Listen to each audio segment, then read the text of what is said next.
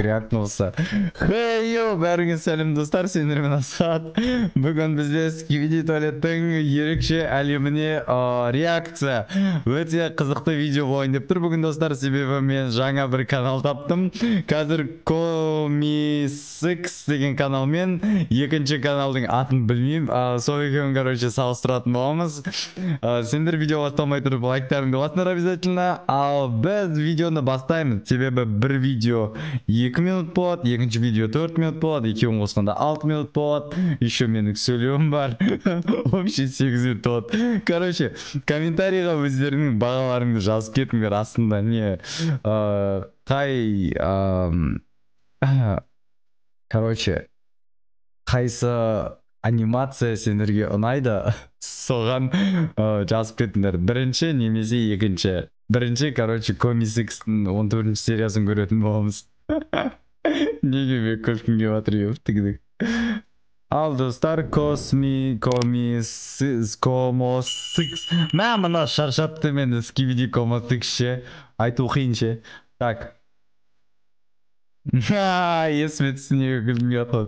Короче, мен бастаймын оңынан. И не атады. Тупой, Skibidi пап, yes дегенде айта берді де ше. Сосын видео басталмай тұрып, мен где-то реально 1 минут Skibidi пап, yes деп бір өзім отырдым да жерде.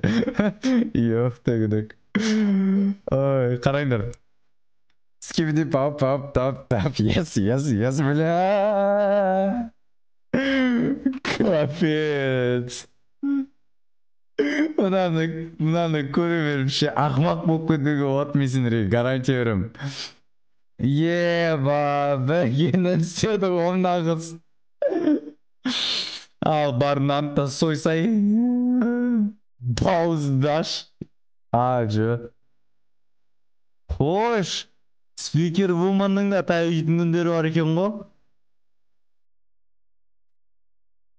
Мә, ең қызғы жерінде бітіре салады осы Comi6 ше. О, бізге жаңа Титан келді. Титан құтқарып қалады қазір. Бұл вообще кім? Басынан көру керек тұр негізі ше. Вентилятор мен.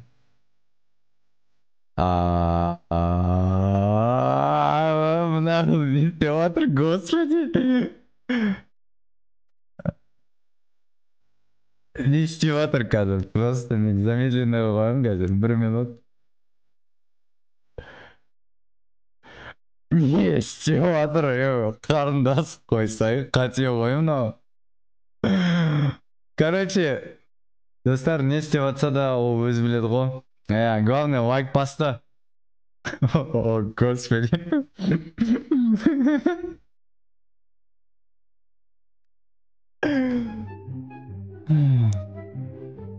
В общем, екі Титан классика төбелесіп жатыр. Бірақ еба, спикер. Мыналар екеу ғой, негізі бұнда бар, біреу ақ болу керек қой. Офигеть, біреу, екеу, үшеу, төртеу. Негізі мынандай біреу болу керек, Мына екеуі вообще қайдан пайда болған білмеймін. Бар прям отряд қой. Камерамендер вообще адасып жүрсе. О, спикер Титан. Ашалет. Неге қуанып жатсыңдар? Еба, қуып жібердіңдер. Осылардың приколын түсінбеймін, неге қуана беретін ше, типа барлық нәрсені Титандар істеді ғой, несіне қуанып жатсың өзің істегендей. Логикасын түсінбедім. Ұқты, камера Титан өліп қапты ғой.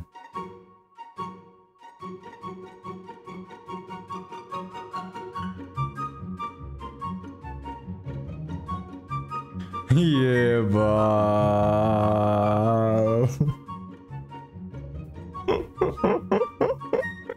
Егер сендер приколды түсінбесеңдер, қазір түсіндіремін сендерге. Короче, авторский право болады, сондықтан да мен өлеңді қосуыма болмайды, бірақ осы өлең артында қосылып кетті, короче. Сондықтан да, короче, мынау артқа не істеп жатыр, типа, деп жатыр. Либо авторские права келмейтін шығар маған.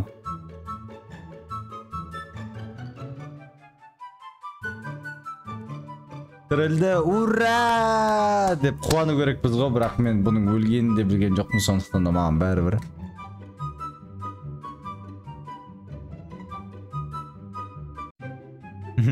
Мынау көкем уже өлтіріп қойған еді оны негізше.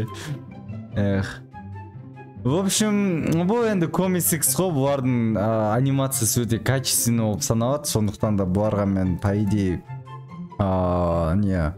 оннан 8 берем, себебі өте қатты бөліп тастай береді негізі. Оған 1 минус балл, және сюжеті өте түсініксіз бұның сюжеті. Вот, сол үшін 8 деген балл беретін болам. Ал біз келесі авторға көшеміз. Короче, келесі автордың аты Speedrunnet. Бұл, короче, не істеген? 1 сағат бұрын жаңа all сезон деп, короче, дафак бум сияқты, короче, серияларын жинап, 1 сезон қып шығарды, короче. Бірақ качествосы маған ұнамайды, все-таки жаңаға жетпейді. Half-Life'пен істеген ба, бір Garry's Mod'пен ба істеген сияқты, короче. Анимация слишком андай качественный емес. Еще жері де качественный емес. Бірақ оригинальный сюжет дафактың кінде құсатпаған. Сол персонаждар, бірақ өзі де бір ерекше персонажды қосқан. Екеуіне төбелеспеңдер деп жатыр. Дос болыңдар, сен жақсысың, ал сен итсің деді.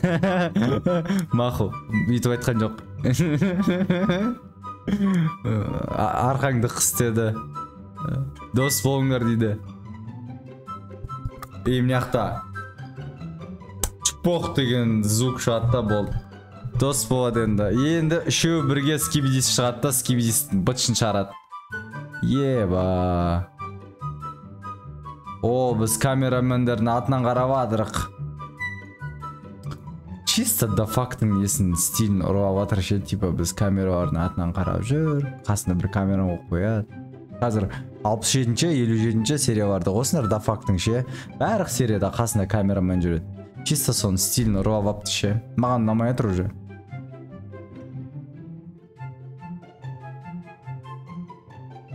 Сценарий дафактыңқы да. И мынау точно Джимен и мынау Скибиди ғалым точно Garry's Mod'тан алынған. Точно мен сендерге айтайын, мен мына Garry's Mod'пен ойнағам екен. Осы, ой, мен төбелестіргем ғой, мен видеоларым көрсеңдер болады Garry's Mod'пен байланысты. Почти бәрінде осы Скибиди ғалым болады.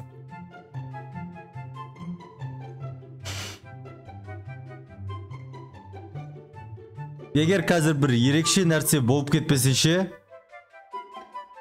типа осындай, то мен бағасын аз қоям. Ну, хотя бы бір ерекше персонаж добавить етті. Хотя бы қосты.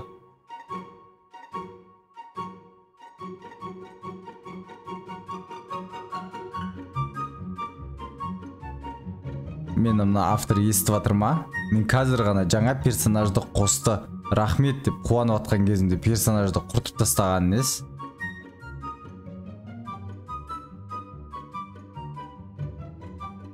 Еба.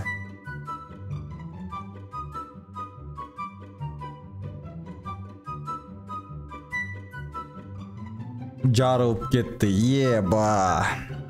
Біз еба! Мынау тупо просто ұрланған ғой, просто. Дафактың соңғы сериясында дәл өстіп телевизоры көрсетеді ғой бізге, еба. Ой. Сөз жоқ. Сөз жоқ, одни эмоции, просто не. 65-ші серияда ма осындай болған, типа біз TV менің атынан қараймыз, TV титандар соң қарайды да, жынданады да, и кегін ауылға, короче, келесі серияда баратын. Просто дафакты қайталап отыр, ше маған ұнамай жатыр.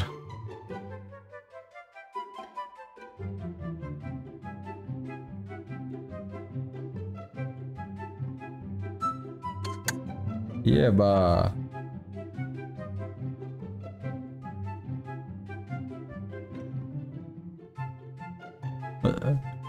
Мәңдер ал. Ал енді дронмен. Бля.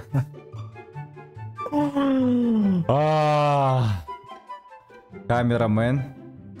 Спикермен. Микрофонмен. Вентилятормен. Сағатмен. Дронмен.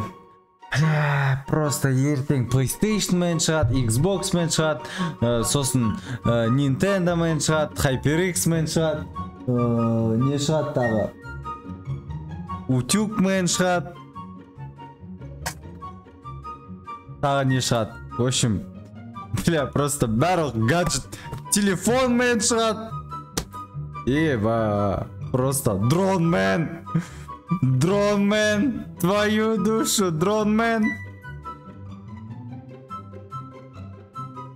Еще армейский екен ғой, армий. Еба, военный дронмен. Естественно, өйткені дрон деген военныйлардың несі технологиясы ғой, типа военныйлар көп қолданады ғой дронмен захват жасауға. Сол үшін армияға не дрон армейский, да? Түсінікті, короче.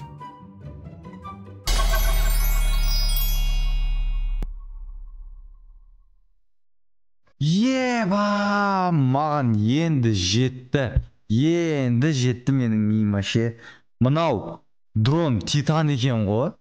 Спикер сол үшін онымен төбелесіп қалды ғой, типа. Конечно, егер дрон Титанды қоссам, мен де бетінен шапалақ беретін ем. Дрон.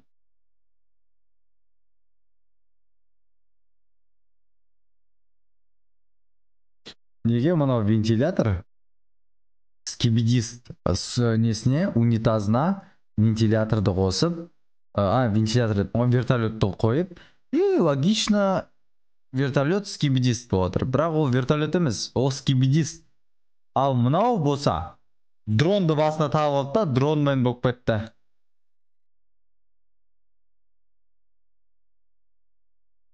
В общем, болды, мен осымен доғардым, короче. Еба, маған жетті, достар. Мен бұл әлемге 5 деген баға берем. Егер мен бағамен келісетін болсаңдар, обязательно комментарийға жазып кетіңдер. По идее, вообще, щит, еба, камера Титанда щит бар екен. Бірақ щит, по идее, біздің дофактада болған. В общем, бұл серия маған қатты ұнаған жоқ. Сюжет ерекше, дронмен өзінің моменттері бар, бірақ сағат әлеміне жетпейді. Вот сағат әлемі деген, мысалы ше, сағатмен, сағат Титан дегендер өте тупой нәрселер ғой негізі ше, бірақ олардың уақытты тоқтатады. И типа сағатмендердің способностьтары бар, сағат уақыт тоқтатады, и персонаж тоқтатады, пистолеттері бар, пистолеттермен уақыт тоқтатады, персонаждарды отдельно тоқтатады, или просто қолмен тоқтатады. Ну типа уақытпен байланысты. Анау дронды тықты да ше, и неге керек бұл дрон? По факту просто до фактыгіндей болмасын деп дронды тыға салып болды. А так сюжет типа точно сол. Мен сендерге бір 2-3 сериясын тауып бере аламын.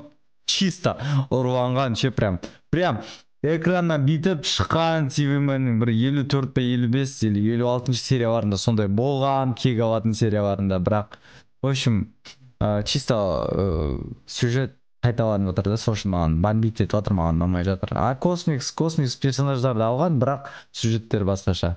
Жаңа сюжетке 8 дедім ғой, жоқ, мен 10-нан 10 берем космикске ше. Натуре еще анимациясы да мықтырақ. В общем, егер сендер менің айтқаныммен келісетін болсаңдар, комментарийға асхат айтқаныммен келсеміз деп жазып кетіңдер, или вообще өз бағаларыңды жазып кетіңдер. Өз бағаларыңды жазыңдар, себебі маған қызық болып жатыр сендер қандай баға беретіндерің. Ал келесі видеода кездескенше достар. Давайте.